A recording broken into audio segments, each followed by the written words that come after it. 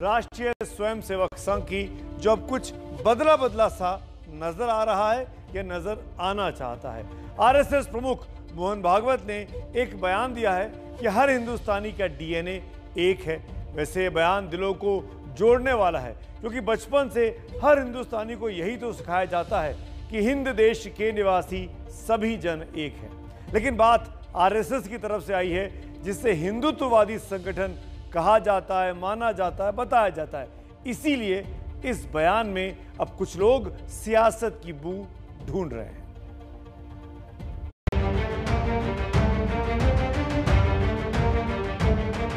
हिंदू मुसलमान एकता, हमारा तो विचार ऐसा है कि ये शब्द ही तो बड़ा भ्रामक है, ये दो है ही नहीं। हम भारत के सब लोगों का डीएनए, सब लोगों का निरपवाह डीएनए समान है। संघ प्रमुख मोहन भागवत के डीएनए के बयान पर छिड़ गया है सियासी घमासान। बात की गलत नहीं, हम सब भारतीय हैं, हमारा डीएनए एक। हिंदुस्तान में जाति धर्म की राजनीति नहीं, विकास की राजनीति होना चाहिए। देश और समाज को लेकर के संघ के विचार हमेशा ऐसे रहे। ये बयान गाहे बगाहे हेडलाइन मैनेज कर लेगा, लेकिन जमीन पे उतरने से इनकार कर देगा। बात तो सीधी सी है। डीएनए यानी डीऑक्सी राइबो न्यूक्लिक एसिड हर इंसान में, हर कोशिका में मौजूद रहता है। एक जीव के गुणों को अगली पीढ़ी में हस्तांतरित करता है। लेकिन राजनीति में डीएनए के मायने और इस्तेमाल अलग हो जाते हैं। कहा जा रहा है कि यूपी में चुनाव से ठीक पहले संघ प्रमुख मोहन भागवत का ये बयान यूं ही नहीं आया है। हिंदू मुसलमान एकता, हमारा तो विचार ऐसा है कि ये शब्द ही तो बड़ा भ्रामक है, ये दो है ही नहीं। एकता की बात क्या है? इनको जोड़ना क्या? ये जुड़े हुए हैं, ये जुड़े हुए हैं, वो पहला आधार है। और ये परंपरा दूसरा आधार है। और तीसरा आधार है ही, हम समान पूर्वजों के वंशज हैं। अब ये विज्ञान से भी सिद्ध हो चुका है।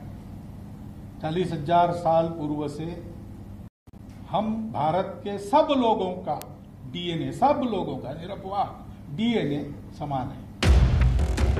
दावा है कि मामला सियासी नहीं है, पर तुरंत ही सियासी डीएनए के मुताबिक प्रतिक्रियाएं भी सामने आई।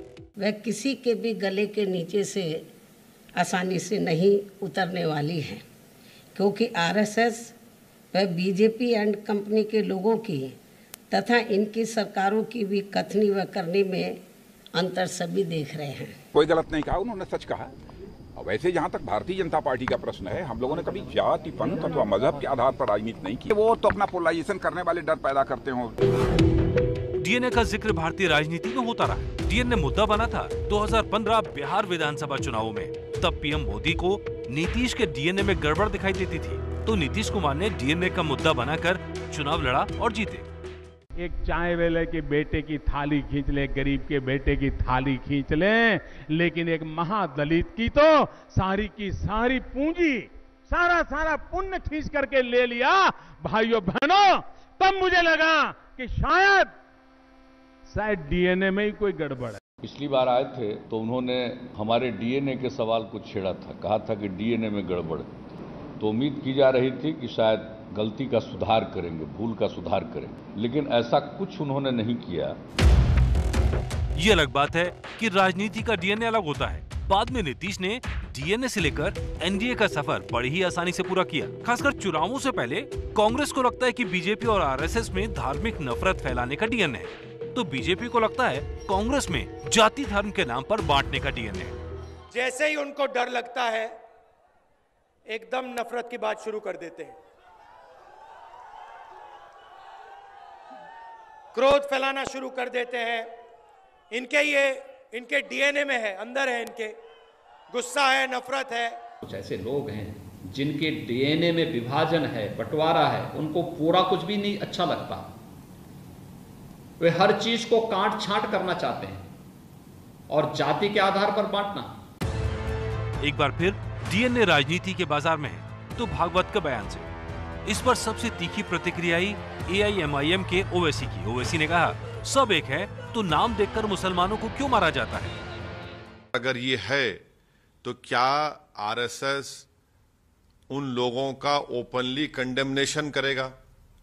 जिन्होंने पीलू खान को मारा, रकबर को मारा, अलीमुद्दीन को मारा और आपके अखलाक को मारा, आसिफ को मारते हैं और महापंचायत करके बीजेपी का स्पोक्स पर्सन कहता है कि क्या हम इनको मर्डर भी नहीं कर सकते। ओवैसी ने अखलाक से लेकर पहलू खान तक तमाम मुस्लिम नामों को गिना दिया। इसको लेकर ओवैसी पर आरएसएस के एक विद्वान ने सनसनीखेज दावा कर दिया। 3 पीढ़ियों पहले यानी कि ओवैसी की जो चौथी पीढ़ी थी वो हैदराबाद की ब्राह्मण थी या नहीं थी, ओवैसी देश को बताएं।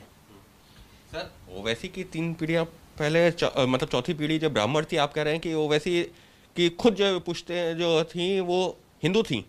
देखिए, ओवैसी विदेश से नहीं आए, इसी देश में मतांतरण नकारात्मक कारणों से गलत संदर्भों के कारण हुआ।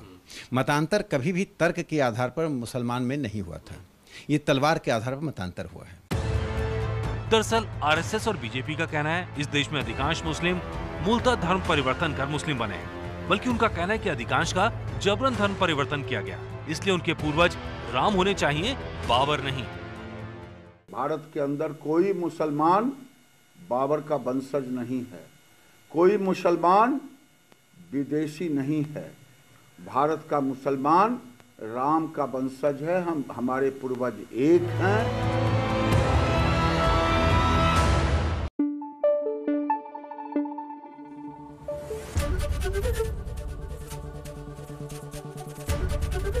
एबीपी न्यूज आपको रखे आगे।